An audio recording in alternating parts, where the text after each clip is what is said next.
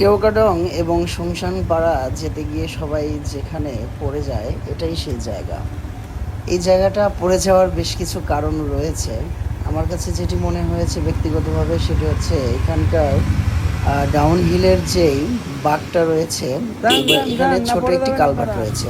এই কালভার্টের উপরে পানি পিচ্ছিল এবং হচ্ছে কিছু নুড়ি পাথর থাকে, এবং এখানে এসে যখনই আগে যান মানুষ নরম ভাই, বাইকটা আগে যান। স্লো করে ফেলে তখনই আপ হিলে মরে উঠতে নাই, গিয়ে মরে নাই, মরে আর নাই। ব্যালেন্স করতে পারে না। আর আমরা বগালে পাগল তো ক্রোকাডং থেকে পাগলই। ফেরার পথে বগালে ভিউ পয়েন্ট থেকে নিচে ডাউনহিলে নামছিলাম, এবং ওই যে বাম পাশের সামনে দেখতে মিউট করে পাচ্ছেন দিও। বগালেক দেখা যাচ্ছে পাহাড়ের চূড়া থেকে।